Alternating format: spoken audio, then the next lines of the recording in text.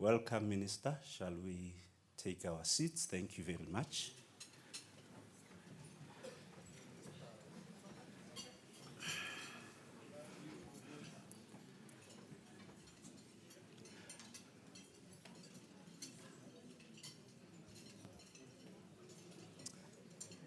Ladies and gentlemen, I have already introduced myself.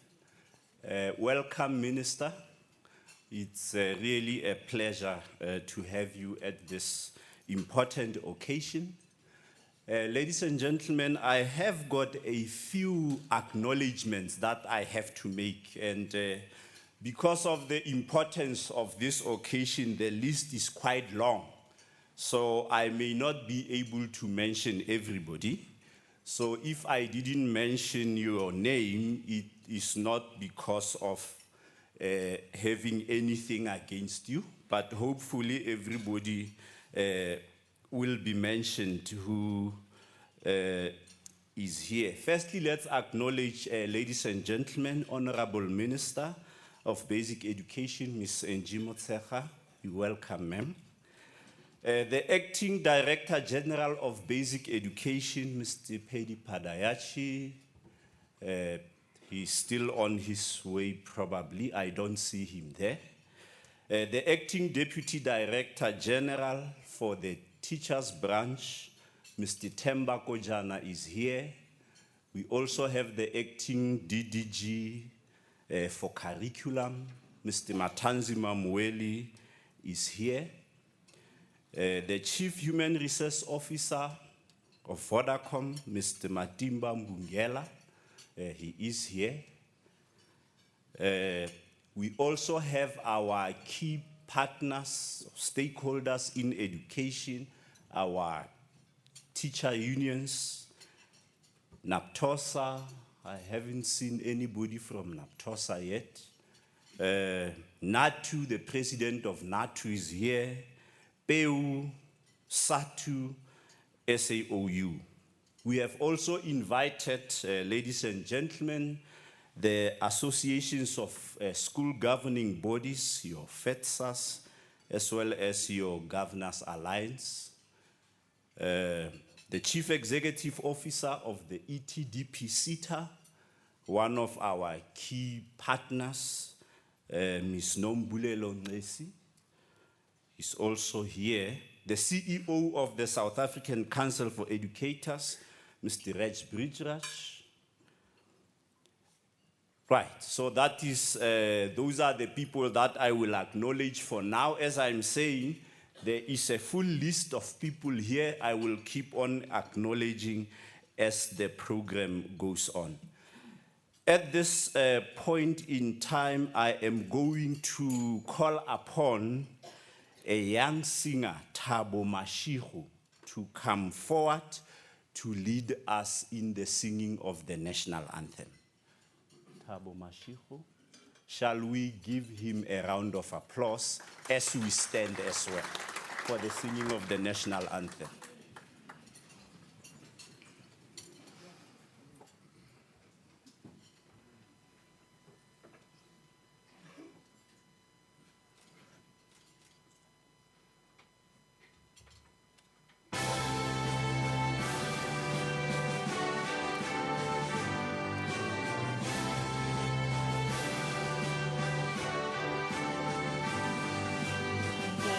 Singing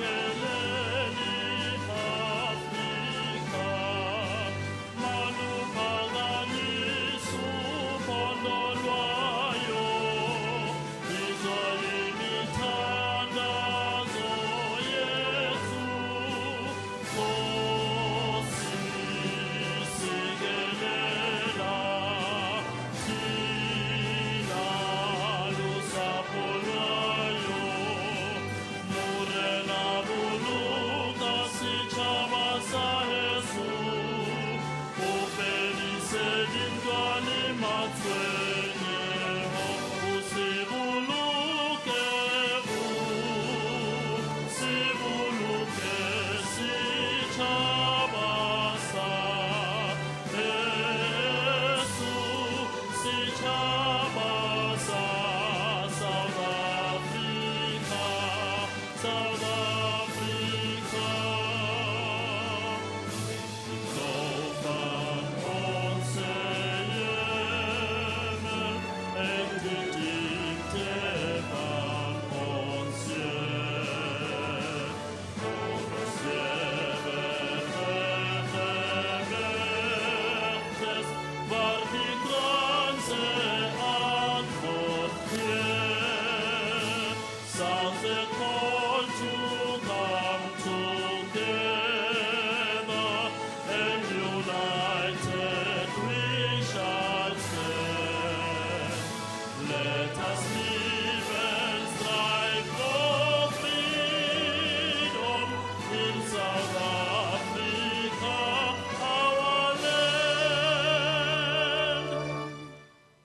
Thank you. May we sit? Shall we give him a round of applause? I think that was beautiful. Thank you. I think it would be awkward if I don't forthright acknowledge the fact that it's Women's Month, and yesterday all of us were celebrating Women's Day, and I hope that all of us have been able to celebrate this all-important day. But because the celebration is for the Women's Month, so the celebrations are not over yet. So even in our individual homes, the celebrations must continue.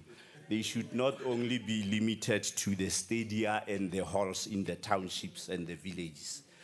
Okay, at this point in time, I am going to call upon the acting DDG for Teachers and Professional Development Branch, Mr. Themba Kojana, to come and welcome all of us. Shall we give Mr. Kojana a round of applause, please?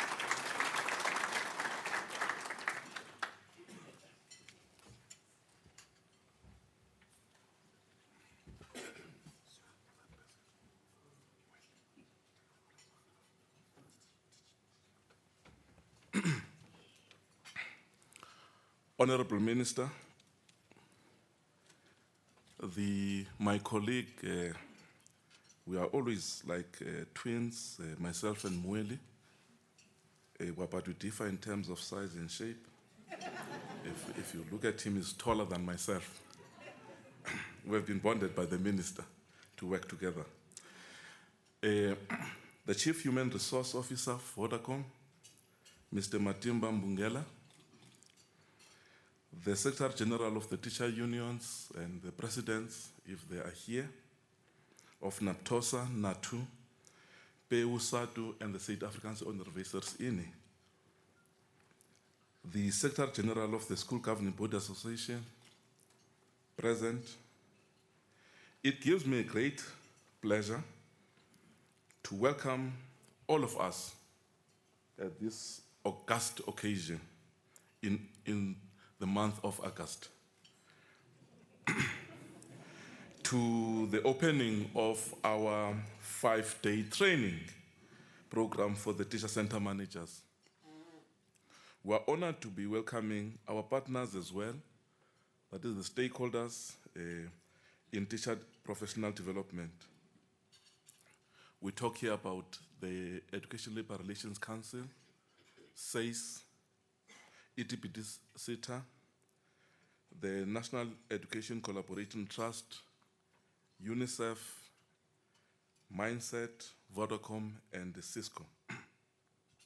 This gathering marks an important beginning in our efforts to strengthen the delivery of quality learning and teaching. Therefore, teacher centers form an important part of our national system to professionalize the teaching profession, to improve the subject knowledge of our teachers, and to improve the teaching skills of our teachers. That is why we have decided to lock all ourselves in one venue for 5 days, starting from tomorrow. You are all welcomed. Thank you very much.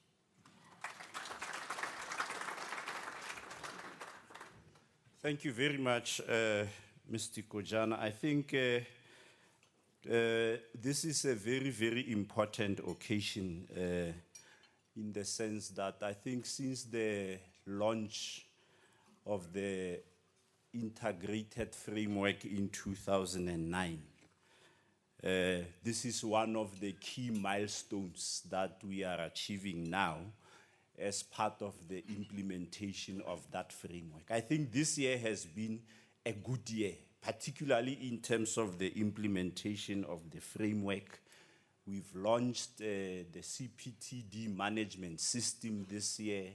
We're training all teacher center managers this year. So it's really a year of hope. And I am sure that with all these initiatives, we are really going to ensure that our key deliverables are actually achieved as a sector. So thank you very much, Mr. Kojana, for the word of welcome. Somebody, when I indicated that I am going to be the program director this evening, and want me not to forget to mention and acknowledge the fact that it's Women's Day, it's Women's Month, they sent me a message that I found a bit odd, because it started by saying, in 1814, women had no rights at all. In 1914, women struggled for rights. In 2014, women are always right. And I found that very, very intriguing, really.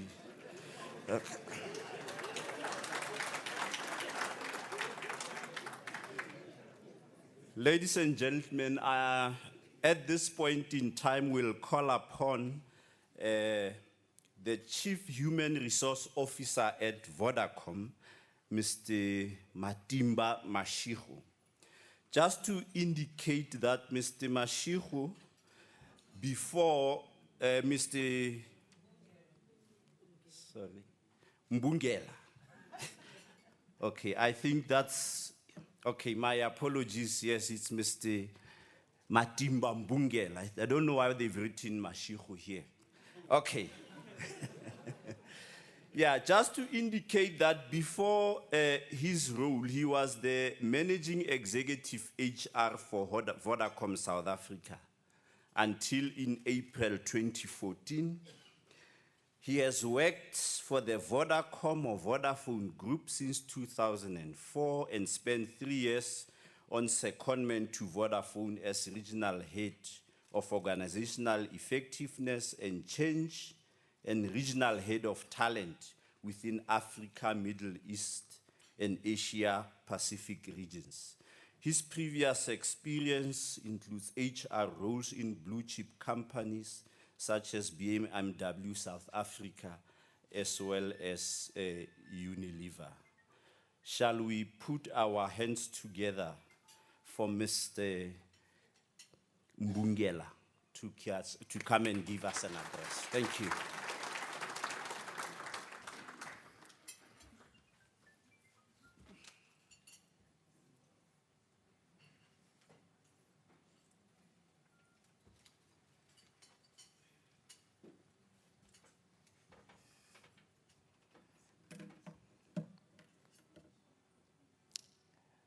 We will be putting technology to a test this evening. Honorable Minister, Angie, it is an honor for me to be sharing the platform with you this evening.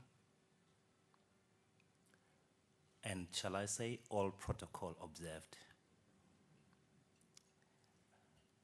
This afternoon started with having a family of visitors who happened to come from England.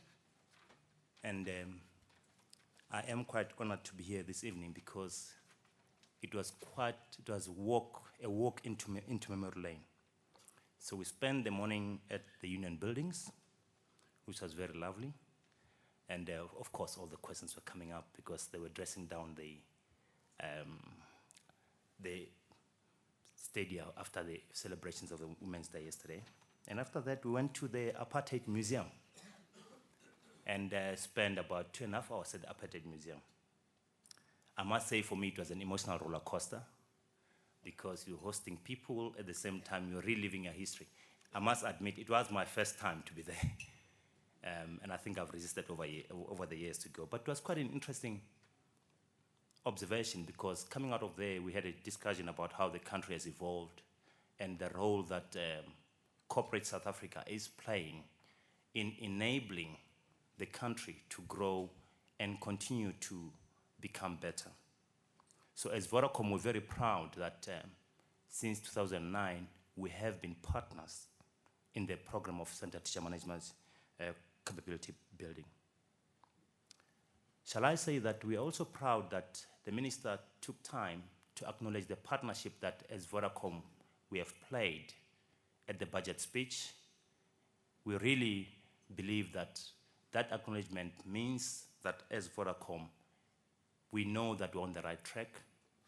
And actually, if anything, it has given us an opportunity to commit more on what we'd like to do. For us, being partners to Department of Basic Education means that we believe ICT is a core enabler in growing core capabilities in basic education. Of course, the life of a child starts in your department, Honorable Minister, and we'll be failing this country if we don't invest in those early childhood opportunities by putting across a meaningful ICT platform.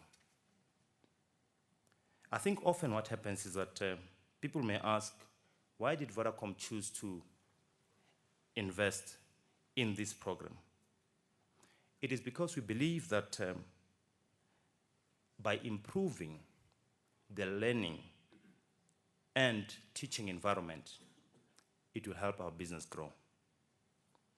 We know for a fact that for us as an organization, if we start having those customers early,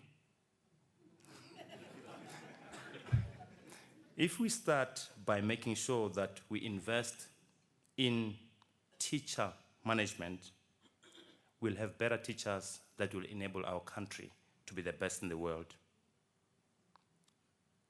We have so far this year upgraded about 40 center teacher managers in the year.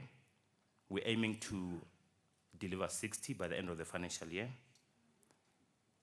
And Honorable Minister, if you allow us, would like to take full ownership and complete all of them in the next 2 years.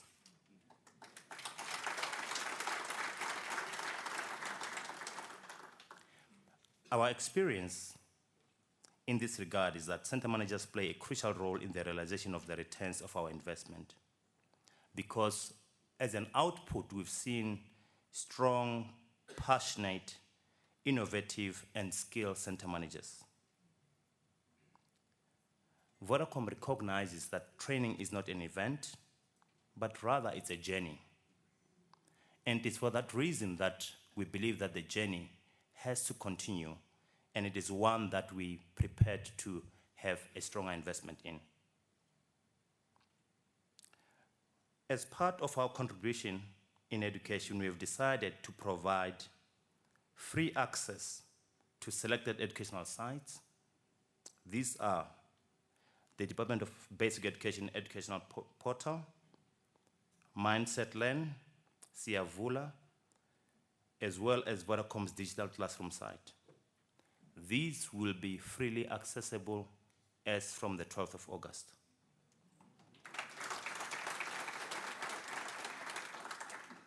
Only to Vodacom subscribers, I have to say.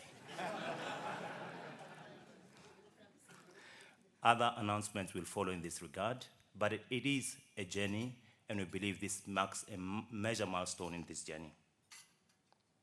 We are also working in partnership with Microsoft and the Department of Basic Education to install Office 365 at the teacher centers and schools we have equipped. This will facilitate free voice calls, document sharing, and common email address platforms for the users.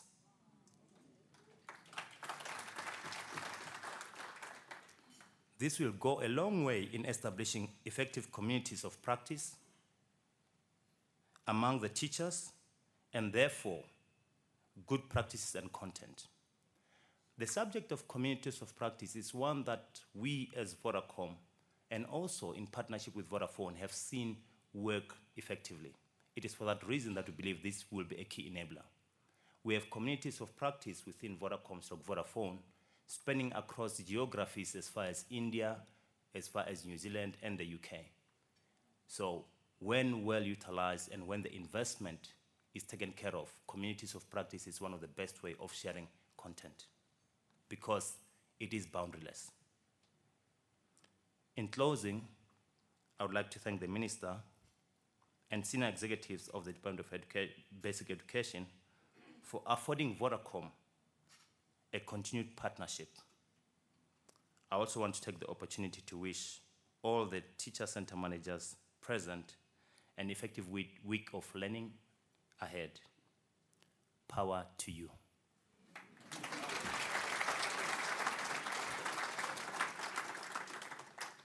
Shall we give him another round of applause? I think we're really grateful to Vodacom in terms of the level of investment and, you know, the nature of the partnership that we have with them as a department.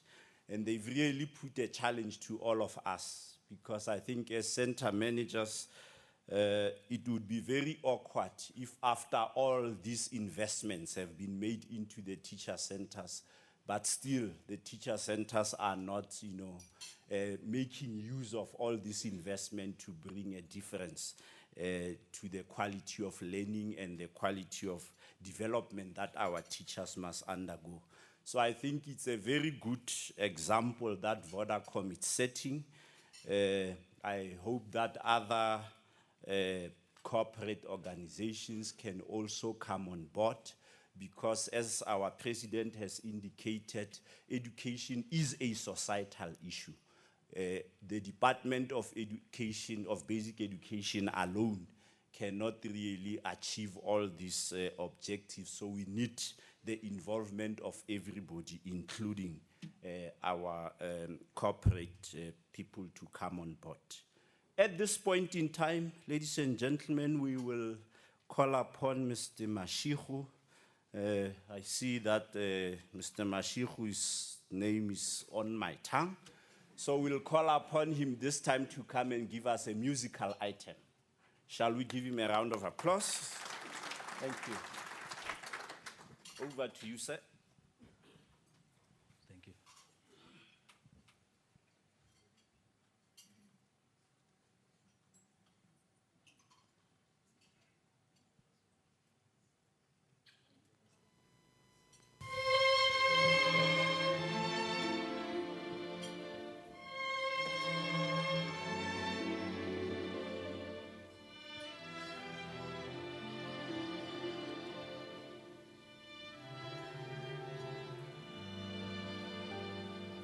Some enchanted evening,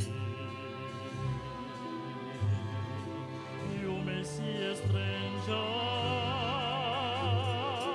you may see a stranger across a crowded room, and somehow you know even then, that somewhere you'll see her again and again. Some enchanted evening, someone may be laughing, you may hear laughing across a crowded room, and night after night, as strangers it seems, the sound of her laughter will sing in your dreams.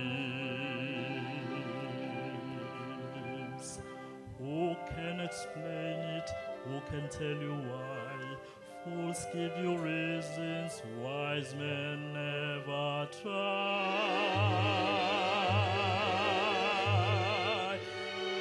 Some enchanted evening, when you find your true love,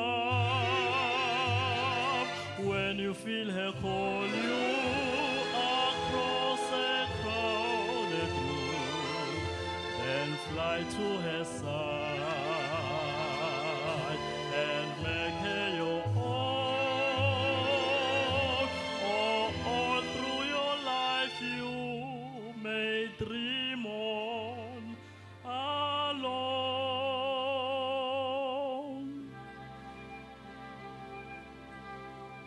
Once you have found her, never let her go. Once you have found her, never let her go.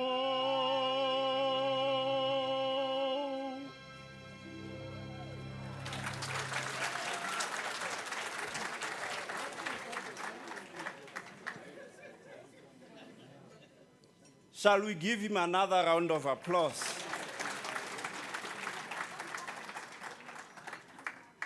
I always admire people who can sing because I can't sing. And I sometimes watch idols with my kids, and there's a very difficult gentleman there who has really confused my mindset in terms of how a good singer should be. But I have no doubt that Mr. Motshekga is excellent. Shall we give him a round of applause? Okay, we're gonna get another musical item just before you come in. It's a group of young men and women, Clapdown Youth Program, which is one of the beneficiaries in the Change the World program of Vodacom Foundation. It offers educational support and after-school activities for the youth of Kliptown. Change the World is an external volunteer program which is offered by the Vodacom Foundation. So you see that Vodacom is not only involved, in education initiatives, they are involved, in a number of initiatives that also benefit our youth. So we really appreciate the good work that they are doing. At this point in time, shall we put our hands together and welcome the Clapdown Youth Program for an item. Clapdown Youth.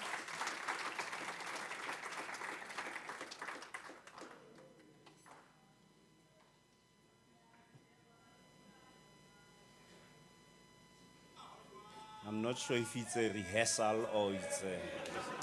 Okay.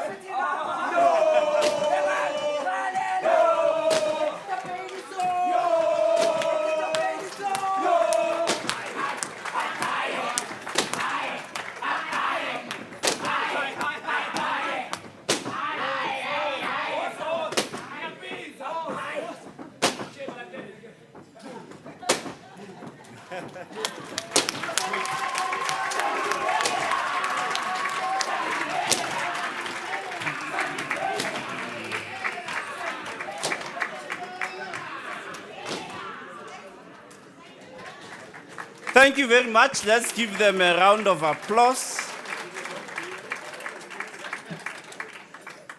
Now, Mr. Mweli is already here to introduce our main speaker for the day, which is the Honorable Minister. But before that, I just want to acknowledge a few other people who are here. We've got other partners who are also present here today. Cisco is here, represented by Nolutando Matu and Mandla Sitole.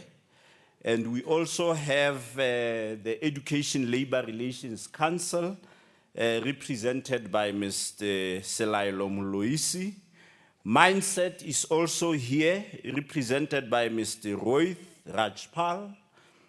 And UNISA, Professor McKay, UNICEF, Nadi Albino. We have already acknowledged, of course, the governing bodies and the teacher unions. We also have a representative from Orlando Pirates Football Club, Jude Capel. Of course, we acknowledge what happened yesterday, but today it's Mr. Mweli.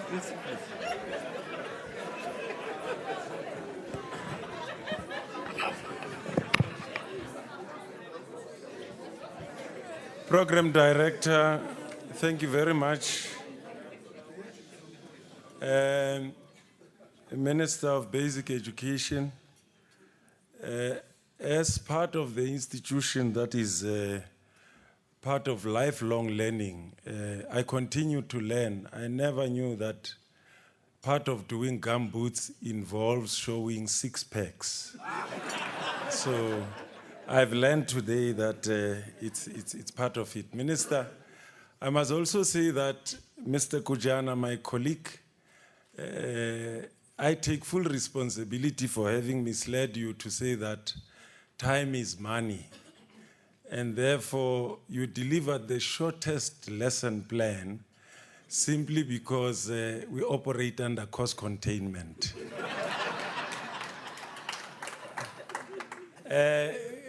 Colleagues from Vodacom and all important guests, I've been requested to come and present the Minister of Basic Education, the minister that you know, who has been working in education for as far as I can remember, and even beyond. As a teacher, she comes from a family of teachers. She's a leader in the ruling party, the president of the Women's League. She's been a member of the provincial legislature and member of the Executive Council in Gauteng, and subsequently became the Minister of Basic Education. The Minister of Basic Education and the Minister of Higher Education and Training are the only ministers so far who hold a record of having been returned to their portfolios. When I retire one day,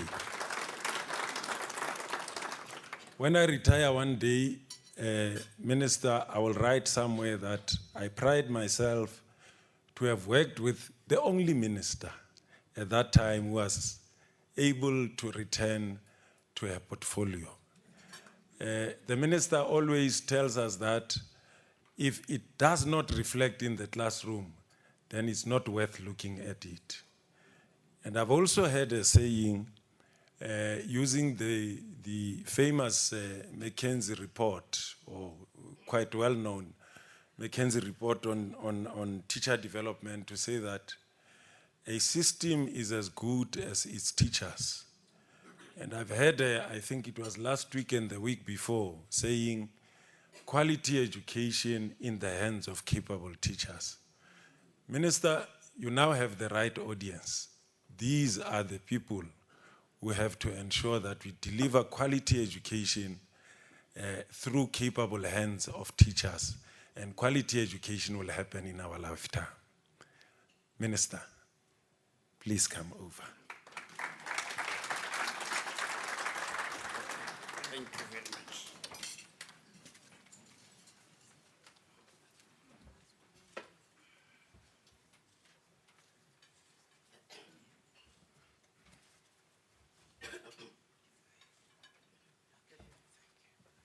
No, thank you very much. Thanks.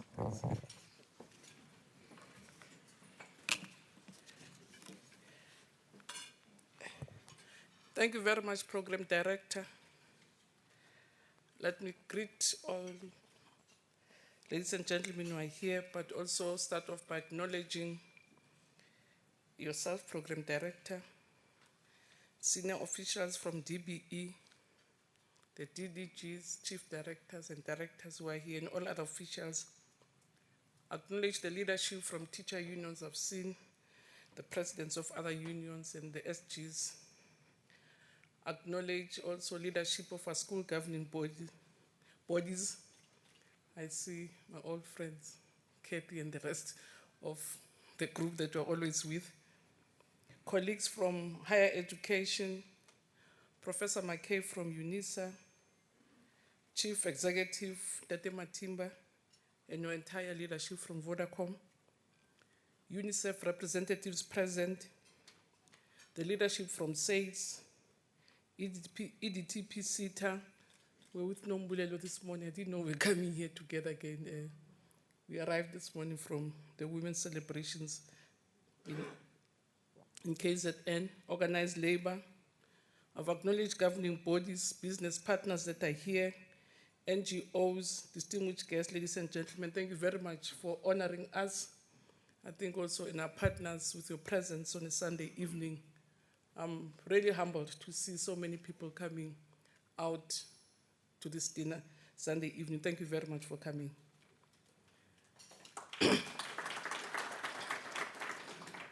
Program directors who said, being a Women's Month, let me also acknowledge ourselves and say, Amanda. Malibongwe. Thank you very much. And I must say, Program Director, I was quite impressed to see this only girl tenders in the gumboot dance all by herself. And I said, go girl, it doesn't matter whether it's a testosterone intense environment, fight it out and fight for your own space. And to her, we say power to the women. I was saying to colleagues, they says, alone 10 of them, I'm sure she takes them up one by one. And that's the spirit and Program Director, that we'll fight for our spaces wherever we are and open up for others. So Program Director, it does give me great pleasure to say a few words on this very important day, which is the official opening of our teacher training program. And I'm quite happy, or with DM, we're very happy to hear that we have 131 teacher training centers, including 40, which have been generously supported by Vodacom. And indeed, Program Director, teacher centers are very important to us as a sector. I always share my experience that as a young teacher, during the days of apartheid, your teacher centers were some of the nerve centers which brought us together as teachers. There used to be places, because as teacher unions, we used to have our own teacher centers because government was not creating teacher centers for everybody. So that's where we used to exchange notes. As young teachers, inexperienced sometimes, we'll exchange resources, but also it was a center which also enabled us to have discussions amongst ourselves to say, what does it take to be a progressive teacher? And those are the centers where we are plotting also to say, if indeed we have to emancipate our children from, even mentally, as organic intellectuals, what are the things we're supposed to do? So it were centers also where we're plotting to overthrow the apartheid state. And I'm sure, and obviously there's no reason to overthrow It's a legitimate state. It's not the pariah of the world. You can only remove it through a vote. So that one we had to remove to ensure that indeed we bring peace and justice in our country. And that's the role that teacher centers played. So it's some of those organs in our system that I really value very much as a department. As a department, we firmly hold a view that the classroom, as Mweli has said, is a centerpiece of learning and teaching. He's correct that I always say that at national, sometimes the classroom is a bit too far. And if you plan, and whatever you've planned doesn't impact on the classroom, it was not worth your time. It's because all that we are about, it's about the learners, and the learners are in the classroom. They're not in DB offices, they're not anywhere. So that anything that we plan must impact and change the lives of children in the classroom. And as I said, if it doesn't, then it's not worth it.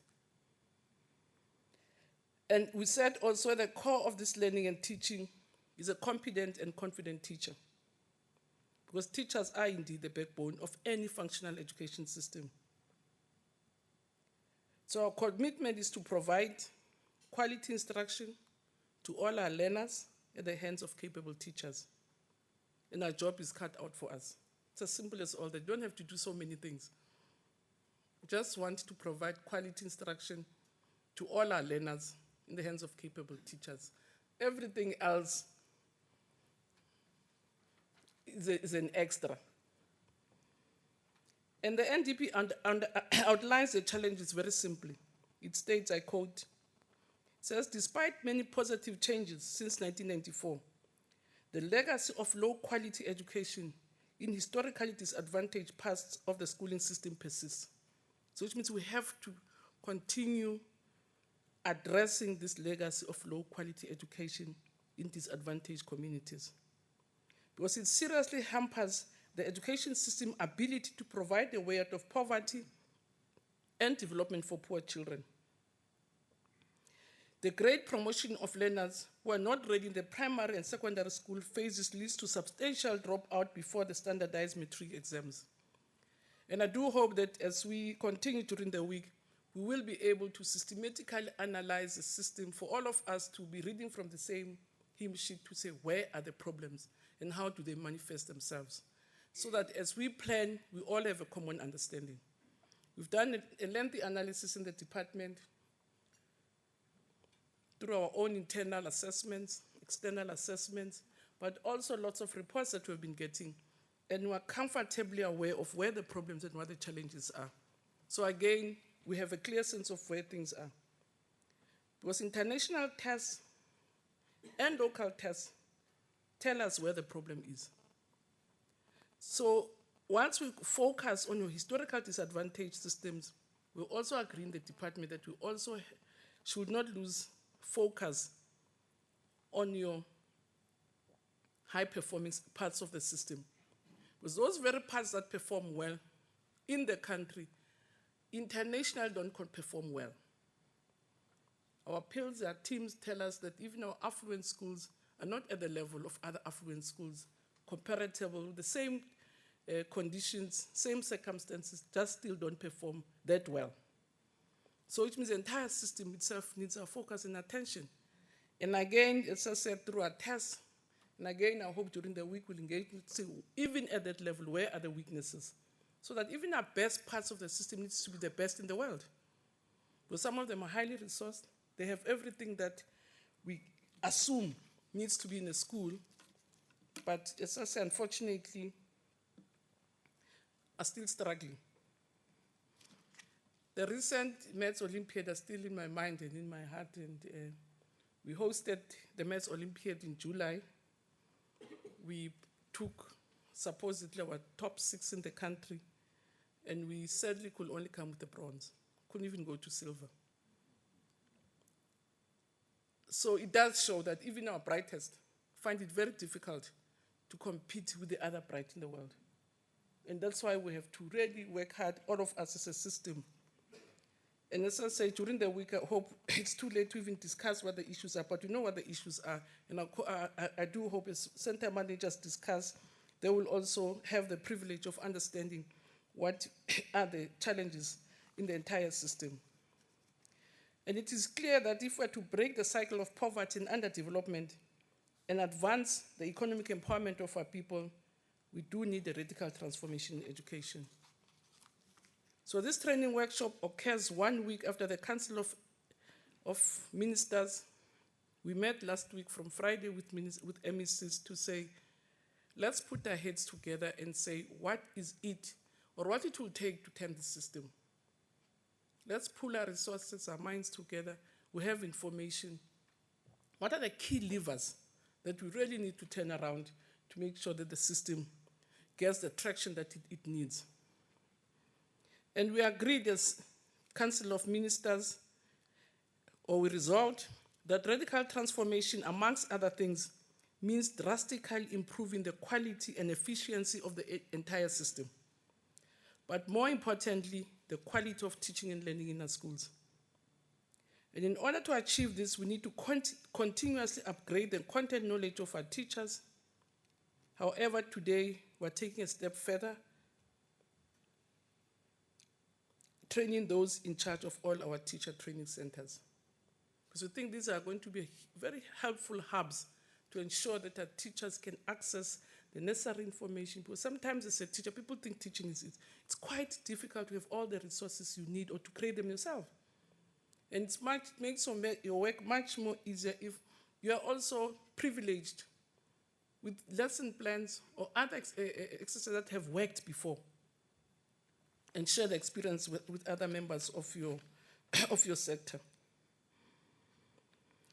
So we think our plans should include building a network of dedicated principals who foster a vibrant, conducive learning. And these are effective managers and are able to provide administrative and curriculum leadership. Because all of us involved in the sector, we know look for a good school, it's in the hands of a good principal. That's the bottom line. We sometimes pour so many resources in schools trying to turn them around. Just sometimes putting a champion in a school turns things around. And we have a number of schools that I can tell when we visit. Always talk about the experience of Bukulani. At some stage, as a province, when I was MEC, we decided to close the school because we had thrown everything we knew what in the system, team building, what, everything else. You know, all the things that are there in your change management, all the things in the book, consultants, and we just resolved that it's not working, let's close the school. And we're going to hand it over as a police station so that it could be used as a police. No, it's true. At some stage, no, it's true. The school was left with 70 kids, and there was no point in continuing the school. They were only left with 70 kids because parents are also not stupid. They may be illiterate, but they know where quality lies. I'm sure they see from the way teachers walk at the school. I mean, even if they're uneducated, they can see a principal is going to kill their kids. And I don't want to talk about some of the principals that I've seen even walking at the gate and just, oh, I don't know. I mean, you even see that principal even the way, in the heat of Limpopo, in a heavy leather jacket, we are wanting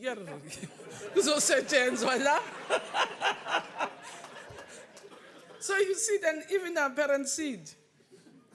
So we were really about to close the school, and we sent one person to the school. I can tell you, the last time I knew about Bukulani, there was a stampede at the school. We had to call police to take parents away because every parent wanted their child at that school. And it took one person to inspire, to motivate, to help the whole school to really refocus.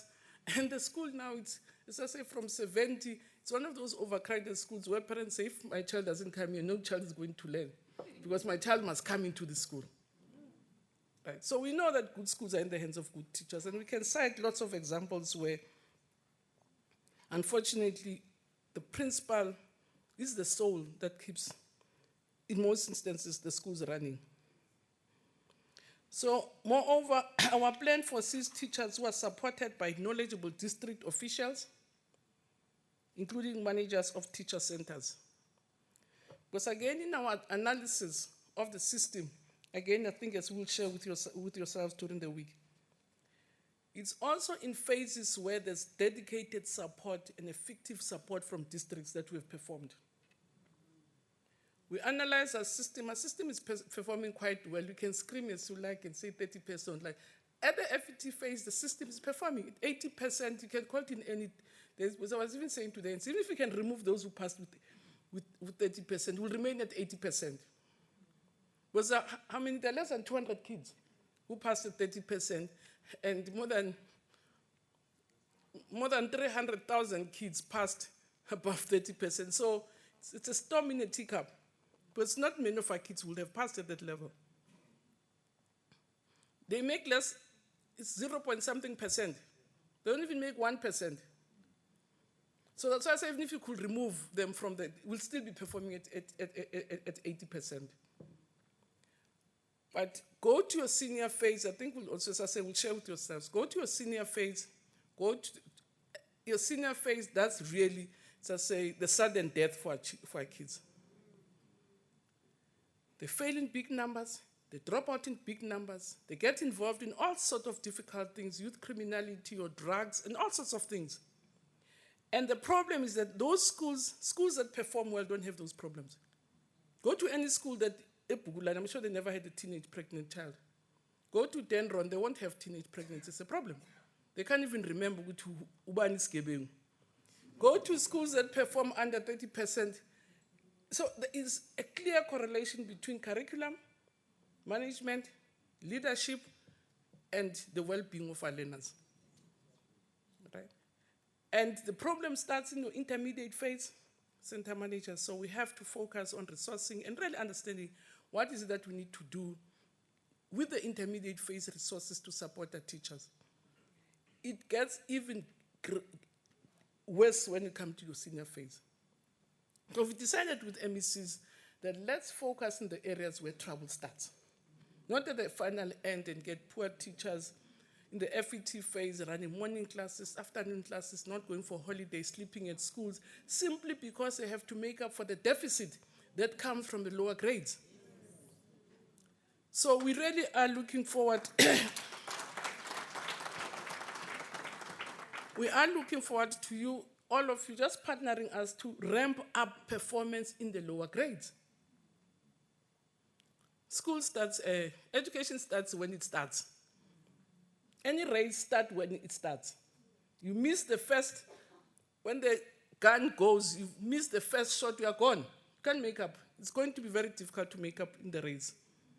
So the first 5 years are critical, and we have to make them meaningful for our kids. It's good. We're saying we're glad, we're happy, you can still do more at the FET phase, but let's ramp up at the bottom. And that's what we also are looking forward as we go on with your teacher centers to say we must ramp up at the bottom. As I say, we foresee teachers who are supported by knowledgeable district officials, and the teacher centers are very core to us. As MECs and ministers, we discuss what we think are non-negotiables that we need to do to get right our education system. And it is no coincidence that most of them are centered on effective curriculum delivery, which needs to be our main priority as educators if we are serious about this radical transformation. Because what we've picked up that is your learner wellness is always linked to your performance. It's the car that is not moving, all animals give birth under it. So all problems, the dust, everything settles there. So if it's not moving, everything, even dead animals go and die under it, everything just dies there. So we have to get this car moving, and we're saying let's use curriculum as the key lever through which we can be able to package all other things that we need to do. And I know that you are aware what we really agreed on, but I thought as MECs, just give us credit. I used to, as a teacher, I used to be in MEC for social development. And these social workers knew I knew very little about social welfare. And I would give them instructions to do this. I will get remote. What was in the Child Welfare Act? Because when we act, when they whisper, say, when give MEC the act, we act. But education, let me read the things that we said so that this is to send one to Darams we said, amongst other things, that we really, if we're serious about radical transformation, should be reading, writing, and counting. We have an easy job. It doesn't need any research, any theory. We must get their kids to read and create a culture of reading. That's the bottom line. Again, program director, now that I have this big audience, it's politicians. When you say a big audience, I want to buy a because we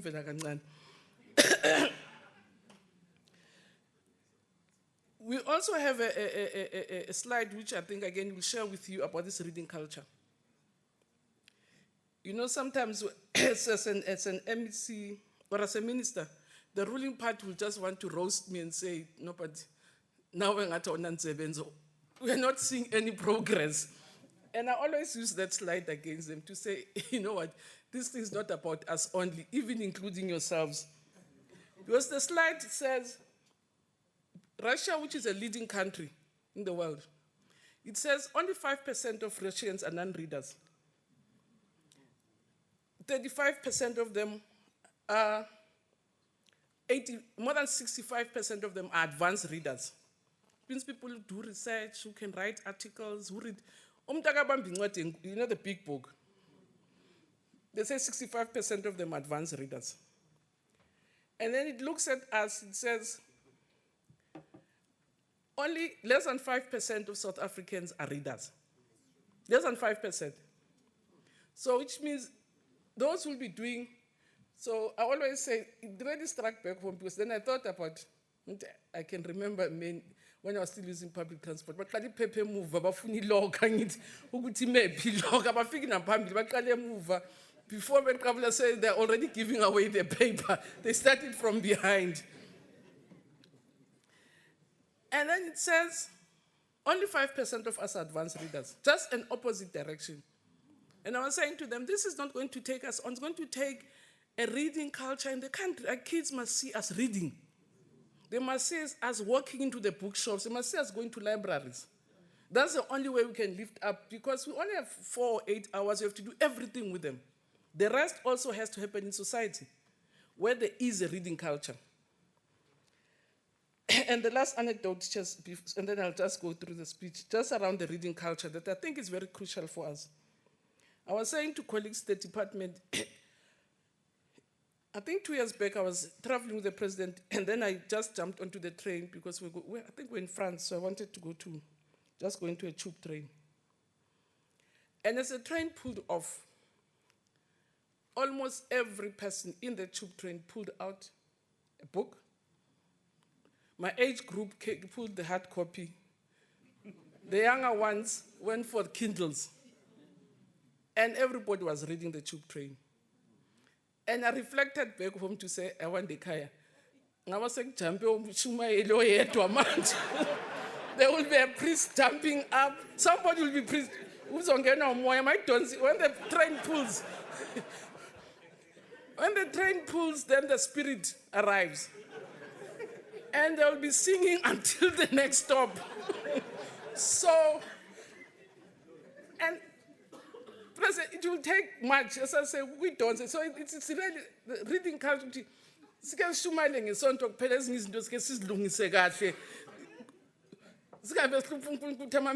whole day, the most 20 times they were calling on God, and He really wants us to do work. Because we're really undermining His objective of bringing us here. So I saying there must be a reading culture in the country. Run those campaigns that really make our people fall in love with books and reading. Buy books. Not take my magazine, thenga incwadi yamampela imagazini. Incwadi yamampela nje o drum. Incwadi. When we talk about reading. We also committed ourselves to improve performance in maths and science, to improve our performances in languages. That's what also came quite strongly from the Ministerial Committee on Promotions. The 30% says we have to improve languages. We have to continue to focus on teacher qualifications, their competence and training. Because again, our research tells us our teachers are adequately qualified. But what we have to do really is to focus on their competence and their content knowledge. But also focus on district performance, on their monitoring and support to schools. We also committed ourselves to ensuring that every child has a textbook for every subject in every grade. We want to improve library information services. And that's why I said not only for our schools, just that culture of reading amongst our people, to encourage people to read, to inspire people to read, to have these book clubs, and really getting, even our kids must see us reading. Nokuzithusela ukuyabona ngathi uyafunda. Uzabona uyafunda uMuslim emhlabeni. Mara bayibona uhlezi ubheke esofeni, akere bari ngwana khwali, ubona kumama ukuthi ukuhamba ukekelo, imakekela, angeke hambe street mama khona ekekela ngomuzi. Or angeke akekele umama ehamba kahle. So fanta bone la umama ukuthi hayibo kuyakekelwa la ekhaya nama uthi ngikekele ngasencwadini angithi. We want to focus on multi-grade and rural schools because they constitute, I'm told they've increased from 25% to 26%. So they're a huge sector in our schooling system. And so it's a sector that we think we can overcome. And again, that's where I see teacher centers helping us a lot. I saw that teacher was in the Sowetanity. About 7, she must teach all grades A1. Because I can bring 7 teachers, so 1 child per teacher. It's not sustainable. It's not sustainable. So when Sowetan phoned me, I said, and it's not that we don't care about it. We agree that we have to attend to it because the largest part of underperformance in the system is also in your multi-grade schooling. In some instances, there's nothing we can do about it. Because if a village comes down to one grade 1 season, we have to provide education. And some provinces like the Western Cape have found a recipe of working with those multi-grade schools, and in some instances they're even effective as compared to mono-class schools. So we want to focus on them. But more important, I'm glad if Vodacom is our partner, access and utilization of ICTs. We just think that will help us to enhance the work we do, to improve and to make up for some of the deficiencies that we experience in the sector. So we want to move in a big way in the ICT space. But obviously the infrastructure and including basic services and their maintenance, because again, it's important that our kids, our teachers are in comfortable environments that protect their dignity by ensuring that indeed we continue to provide them with basic infrastructure. So for us, teacher centers are critical to advancing this quality education we're talking about. In our new term, we are using to refer to district teacher development centers and provincial teacher development institutes so that we can cluster them much more tightly and map them properly that all our schools receive support from existing teacher centers. So if there are 141, we have to cluster them in such a way that the 27,000 schools benefit in a very structured and organized manner, so that it's not a haphazard, we have a center here because there was a venue. That center will be linked to a number of schools so that we can support and monitor both the center and the schools that are supported by the center. So with 131 teacher centers across South Africa, with at least 1 teacher center in every education district, teacher centers play a critical role as hubs for the professional development of teachers. They should be sacred spaces for teachers, principals, and subject advisors to access resources and the support they need. thus enabling and nurturing the growth of the professional learning communities and contributing towards the professionalization of the teaching profession. So new information and communication technologies offer a variety of platforms and opportunities to enrich this strategic role of teacher centers. However, in order for teacher centers to play this role optimally, we do need competent center managers and centers with functional infrastructure and human resource capacity. As much as we believe that functional schools are in the hands of functional principals, the same applies at every level. A functional teacher center will be in the hands of a functional center manager. So the theme for this week, long-term teacher center training, is building functional teacher centers and competent center managers in support of quality learning and teaching.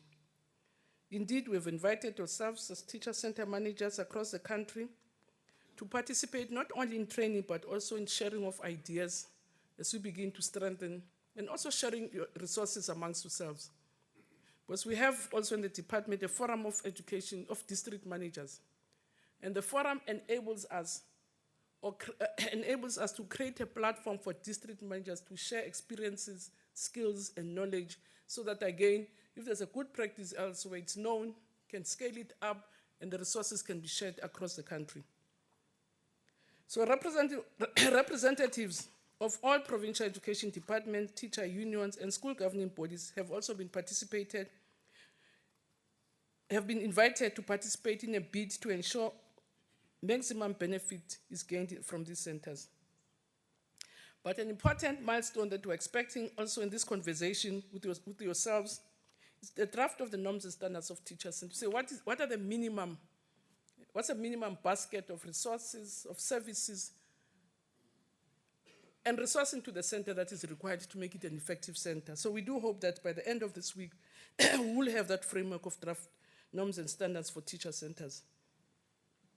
So it is important to ensure that we all have a shared understanding of what defines a functional teacher center and a competent center manager. And with this in place, all teacher centers should be able to play their meaningful role to help grow a new caliber of motivated, knowledgeable, highly competent, and professional teachers and principals in South Africa. And we can only achieve this through our partnerships with the private sector, and thanks very much to the private sector, to civil society organizations, again, we thank them for being here, and government agencies that work with us in these teacher centers. In this regard, our partnership with Vodacom Foundation to provide ICT resources to more than 60 teacher centers and to train all center managers is acknowledged and welcome. Thank you very much. So we'd like to thank Vodacom Foundation for partnering with us in this way. We'd also want to thank Cisco, that also is a very reliable and helpful partner, to thank Mindset Network, and Professor McKay from UNIS has always been a friend of the department and very supportive in all our endeavors. Thank you very much, Veronica. And also thank all of you who have partnered with us in this endeavor. So importantly too, we thank the important stakeholders in teacher professional development who are here, our teacher unions. We want to thank PEU, NATU, NAPTOSA, SATU, and SAOU. We want to thank the EDDP SITA, SACE, and the Department of Higher Education and Training, as well as our school governing bodies association that are here. Finally, I'd like to thank each of you, center managers and provincial education officials, for your commitment and effort you have made to join us this week. You can make an important difference by ensuring that each of your center provides the support that teachers in your communities need. And I encourage all of you to make the most of the next 5 days, and I wish you well, a rich and rewarding learning experience, because I believe that together we can make a formidable difference. And I'm reminded of the well-known African proverb which states, you cannot lift a stone with one finger. You need the whole hand. If we take the whole hand as partners and as stakeholders, we can undoubtedly leave the stone towards a quality learning and teaching for all. I thank you, Program Director.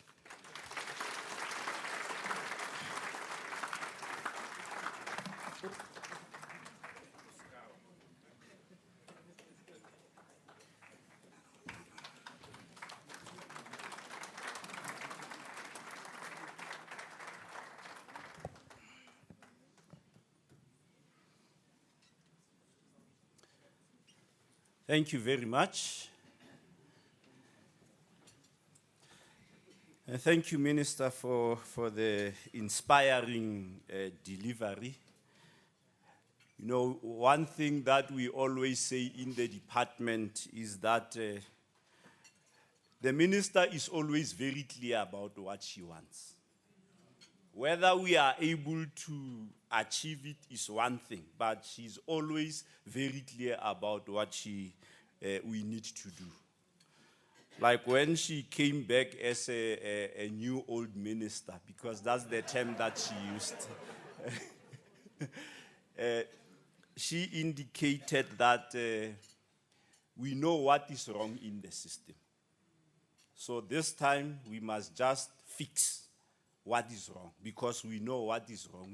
We've got reports that tell us what is wrong with the system. So we can't keep weighing the pig if you want to fatten it. You must feed it so that it gets fat, but continuously weighing it is not gonna get it fat. So similarly in the system, we know what is wrong. We can't keep on doing diagnosis after diagnosis.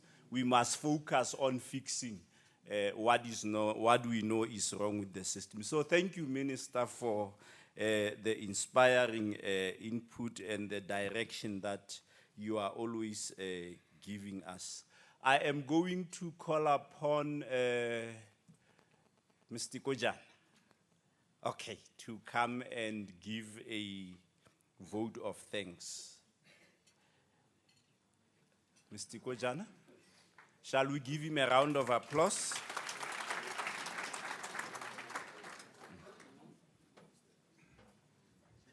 Oh, things change quickly. Things change very quickly. Colleagues, we prepared a very good vote of thanks.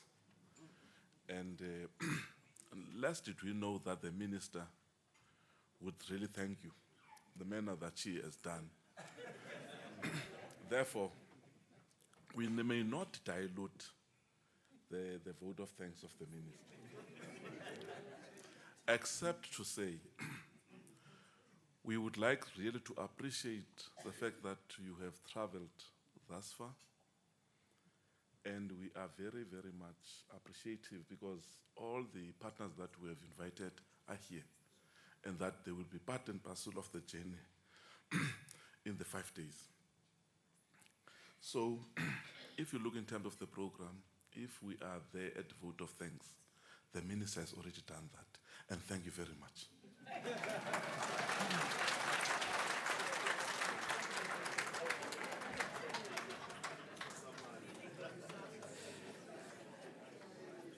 Thank you, Mr. Kojana. I think, ladies and gentlemen, we have come to the end of the program, and dinner is going to be served shortly, and I will still preside over the program during dinner. So you need to listen to the program director in terms of what would be the required protocols during dinner. Yes, definitely. Okay, but I just want to, as the closing remarks, just indicate that one motivational speaker said that a road to success is always under construction, and bends on the road are not end of the road. So we do understand that education is a very serious task for all of us, and its continuous improvement will be a journey that we all have to undertake. Now, in doing that, and that's another quote for another motivational speaker. I will not mention the names of these speakers. Says, you need to have the hindsight to know where you come from, and you need to have the insight to know where you are, and have the foresight to know where you are going. So you can't go anywhere if you don't know where you are. And we've seen with people who try to give you directions and they say, where are you? And you can't even indicate where you are. With that, we're gonna have a long week together going through this training. And I still of the view that this year has been a good year. Only last week, the minister was launching the professional learning communities as well as the subject committees, which was another milestone. And also this year, we can confirm that the National Institute for Curriculum and Professional Development is up and running. We've got colleagues there, young, energetic, and resourceful, who are going to have to work with all of you to ensure that teacher development in our country is institutionalized. And with those few words, you are invited for dinner. Now, here are the protocols. We're gonna start with the table of the minister. They will serve first behind you. I think the doors are being opened there.